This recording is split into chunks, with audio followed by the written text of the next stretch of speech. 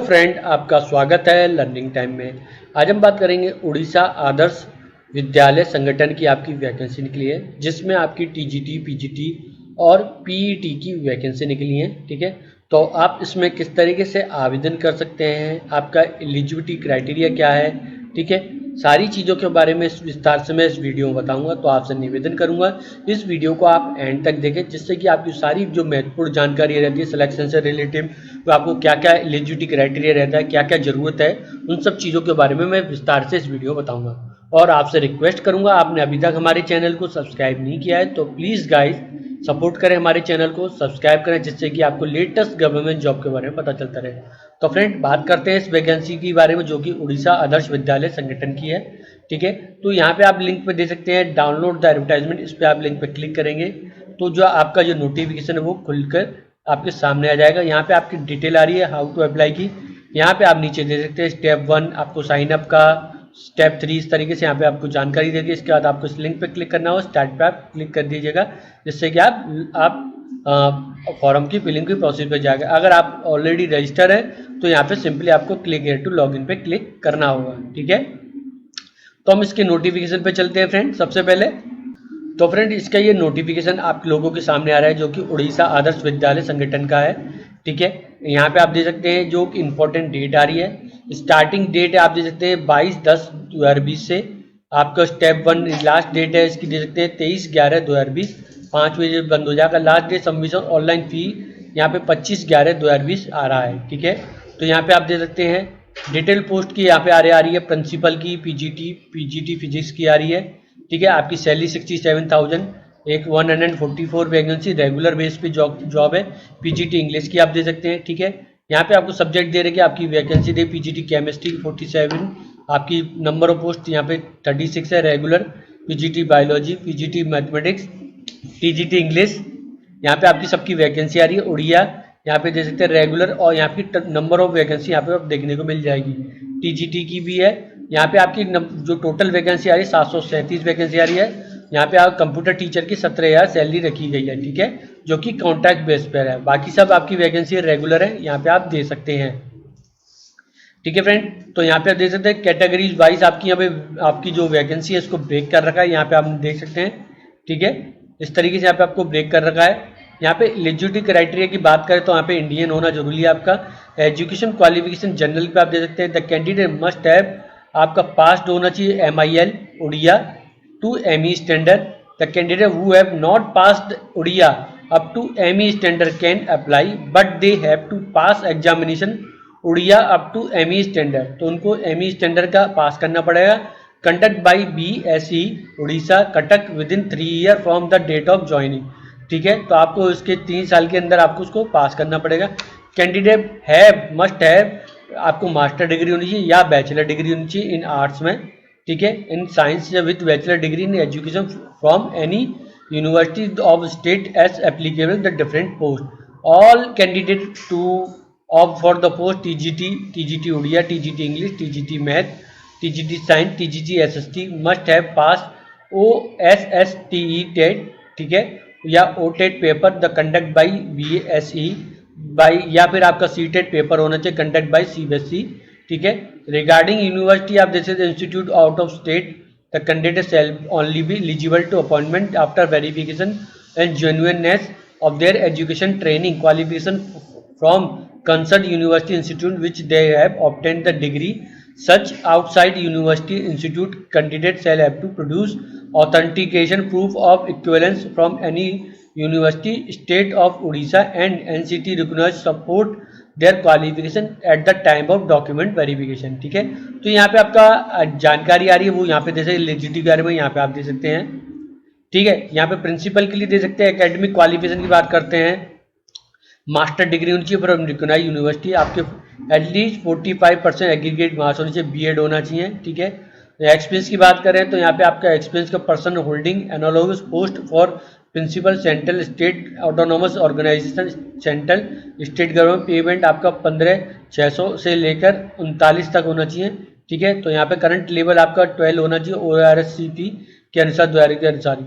यहाँ पे आप देखते थे, या फिर आपका vice president assistant education officer central state government के यहाँ पे आप दे सकते हैं। पर्सन होल्डिंग एन पीजीटी और आपकी डिटेल आ रही है वो यहाँ पे आप चेक कर सकते हैं, ठीक है, प्रिंसिपल की, ठीक है। तो यहाँ पे आपको दे सकते हैं the all trained graduate teacher PGT की दे सकते हैं four year integrate degree course of religion, आपका regional college of education NCERT concern subject आपको एटलीस्ट 50% मार्क्स होने चाहिए, एग्रीगेट 45% फॉर SC/ST, और यहाँ पे आप दे सकते हैं, ठीक है। या फिर आप दे सकते बैचलर डिग्री इन art science concern subject 50% mark aggregate होनी चाहिए, 45% फॉर SC/ST के लिए, along with degree in bachelor in education, ठीक है। यहाँ पे आप देख सकते हैं TGT इंग्लिश के लिए भी यहाँ पे आपको इंग्लिश ऑनर में होना चाहिए, है ना, honour pass elective major specialist subject graduate level. TGT Odia में आप दे सकते हैं सेम ऐसी तरीके से रखा गया है आपको। TGT साउथ सोशल स्टडी में आप दे सकते हैं, ठीक है, BN any one following 4 subject history geography political science economic additional should have 1 more subject to following 8 subject history geography आपका इकोनॉमिक पॉलिटिकल साइंस, ठीक है। TGT मैथ दे सकते हैं bachelor degree in science at least 200 marks in math as subject any 2 of following subject physics chemistry computer science computer application statics, ठीक है। BTech 200 marks mathematics any 2 following subject physics chemistry computer science, और यहाँ पे आपको दे रखा है। TGT science में आप दे सकते हैं बैचलर डिग्री होनी चाहिए any 3 subject botany zoology chemistry bio chemistry या लाइफ साइंस में, ठीक है। यहाँ पे आपको दे सकते हैं proficiency teaching in both Odia and English medium में होनी चाहिए, desirable knowledge of computer application की होनी चाहिए, candidate having special BEd DEd not eligible to post for TGT, ठीक है। अदर टीचिंग पोस्ट के लिए दे सकते हैं फिजिकल आपके एजुकेशन टीचर के लिए दे सकते हैं degree post graduation degree in physical education में होना चाहिए, ठीक है। यहाँ पे आपकी जानकारी आ रही है वो दे सकते हैं कंप्यूटर टीचर की, यहाँ पे आपको जानकारी आ रही है तो यहाँ पे देखते हैं BTech होना चाहिए कंप्यूटर साइंस से IT MCA इस किसी से भी हो, या B लेवल का DOC हो, एनएलिट हो, या BCO या BSc कंप्यूटर साइंस से होना जरूरी है, ठीक है। पोस्ट ग्रेजुएट के दे सकते हैं यानी PGT के लिए दे सकते हैं 2 ईयर आपका integrate post graduate course regional college education हो चाहिए NCERT से 50% मार्क्स हो, 45% SC/ST के लिए रखे गए। PGT इंग्लिश यहाँ पे जैसे PGT मैथमेटिक्स यहाँ पे आपको जानकारी आ रही है, इस तरीके से आप दे सकते हैं। एज लिमिट 1/9/2020 के अनुसार यहाँ पे जैसे एट द आपका बर्थ रिकॉर्ड मैट्रिकुलर सेकेंडरी के अनुसार ही लिया जाएगा। For the post principal candidate 50 होना चाहिए नॉट, और 50 और 32 से ऊपर नहीं होना चाहिए, ठीक है। यहाँ पे आप दे सकते हैं फॉर एक्सपेक्ट प्रिंसिपल के 21/1/2020 के अनुसार। इलेक्शन के बारे में अभी आ रहा है तो यहाँ पे आप दे सकते हैं, ठीक है। इस तरीके से आपकी गाइडलाइंस आ रही है वो यहाँ पे आप रीड कर लीजिएगा, ठीक है। तो ये मैंने आपको बता दिया है। यहाँ पे आपको सिलेक्शन आपके बारे में बात करें, सिलेक्शन प्रोसीजर की बात करते हैं। यहाँ पे आप देखते हैं appropriate committed considered by the government reserve cut off marks in CBT interview separately होगा। यहाँ पे आपका CBT टेस्ट होगा, टाइप ऑफ आपका टेस्ट होगा, मल्टीपल चॉइस क्वेश्चन होंगे 3 घंटे का 180 क्वेश्चन 180 नंबर रहेंगे। सब्जेक्ट डिसिप्लिन यहाँ पे आपके अनुसार रहेंगे, यहाँ पे आप दे सकते हैं, ठीक है। वो सब्जेक्ट यहाँ पे दिए रखे हैं उनकी जानकारी आप यहाँ से ले सकते हैं। नोटिफिकेशन आपको नीचे देखने को मिल जाएगा, पूरी जानकारी दे रखी है, ठीक है। तो यहाँ पे आपको दे सकते हैं सिटी और आपकी जानकारी, यहाँ पे सिटी कहाँ के एग्जाम होंगे उनके बारे में आ रहा है, ठीक है। तो इस तरीके से यहाँ पे आप जो अपना फॉर्म को पूरी तरीके से रीड कर सकते हैं। अब चलते हैं हम किस तरीके से आवेदन करेंगे उस पर चलते हैं फ्रेंड। तो यहाँ पे दे सकते हैं आप, जैसे कि आप इस लिंक पे क्लिक करेंगे मैंने बताया था, ठीक है। तो यहाँ पे स्टार्ट पे क्लिक करें, कुछ इस तरीके से दिखाई देगा। जिस पोस्ट के लिए अप्लाई करना चाहते हैं सबसे पहले उससे सेलेक्ट कर लीजिए। जैसे मैं मान लीजिए PGT मैथ के लिए सेलेक्ट करना चाहता हूं तो यहाँ पे सेलेक्ट कर लिया। देखिए पोस्ट कोड 16 आ रहा है, यहाँ पे आपका नाम, mobile number, confirm mobile number, email ID और कंफर्म ईमेल आईडी आएगी। इसके बाद आपको ये कैप्चा फिलअप करना होगा, ठीक है। इसके बाद आपको सबमिट पे क्लिक कर दीजिएगा। तो फ्रेंड यहाँ पे आप देख सकते हैं आपका जो मैंने रजिस्ट्रेशन पे सबमिट कर दिया था वहाँ पर, ठीक है। तो यहाँ पे आपको एप्लीकेशन नंबर दिखाई दे रहा है, ठीक है। यहाँ पे आप मेरी पूरी डिटेल आ रही होगी जो मैंने फिल करी है, ठीक। तो यहाँ पे आप देख सकते हैं ये आपका साइन अप हो चुका है। तो यहाँ पे आपको सिंपली क्या करना पड़ेगा, तो फ्रेंड इसको आपको लॉग आउट करके, ठीक है, यहाँ पे आपकी ईमेल आईडी पे लॉगिन आईडी है और पासवर्ड आए होंगे, इसको आपको दोबारा से लॉगिन करना होगा, ठीक है। तो फ्रेंड यहाँ पे आप देख सकते हैं जैसे मैंने लॉगिन किया दोबारा से, ठीक है। तो यहाँ पे गो टू एप्लीकेशन का दिखाई दिया फॉर्म, इस पर हमें क्लिक करना है। तो जैसे मैंने इस पर क्लिक किया देखिए हमारा ये लोडिंग हो रहा है। तो फ्रेंड इसके बाद देखिए मैं जैसे क्लोज कर दिया, ठीक। तो यहाँ पे आप देख सकते हैं आपका जो पर्सनल डिटेल है, यहाँ पे एलिजिबिलिटी डिटेल आ रही है। देखिए यहाँ पे आपको सेंटर चूज करना है जहाँ पे आप पेपर देने जाएंगे। तो मैंने किसी 2 को सेलेक्ट कर लेता हूँ, ठीक है। तो मैं एक भुवनेश्वर रख लेता हूँ, ठीक है, और एक कटक रख लेता हूँ।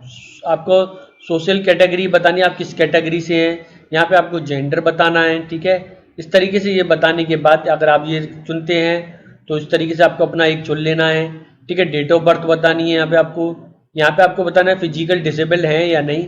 तो जब बताते हैं तो यहाँ पे आपको देखिए और तरीके आ जाएंगे, इस तरीके से यहाँ पे आपको चुनना पड़ जाएगा, ठीक। तो यहाँ पे आप देखते हैं आर यू स्पोर्ट्समैन, यस कर दीजिएगा, ठीक है। अगर नहीं है तो नो कर दीजिएगा। आप एक्स सर्विसमैन है तो यस या नो कर सकते हैं। तो एक्स करने पर आपको ज्वाइनिंग सर्विस उसकी कब से कब तक की थी इसकी जानकारी देनी होगी, ठीक है। तो यहाँ पे मैंने नो कर दिया है। क्या आप डोमिसाइल उड़ीसा के, यस या नो कर सकते हैं आप, ठीक है। तो यस कर दीजिए क्योंकि आप उड़ीसा के ही है, तभी आपके लिए जॉब के लिए अप्लाई कर पाएंगे, ठीक है। तो यहाँ पे देख सकते हैं क्या आप इन सर्विस में candidate service as a teacher in central state government organisation, तो यहाँ पे आप कर सकते हैं सेंटर यस इस तरीके से कर सकते हैं या फिर नो कर सकते हैं। यहाँ पे आपको post held, employment name, date of joining यहाँ पे करना पड़ेगा इस तरीके से, ठीक है। मैंने यहाँ पे नो कर देता हूँ, ठीक है। तो ये सब करने के बाद आपको यहाँ पे सेव एंड नेक्स्ट करना होगा।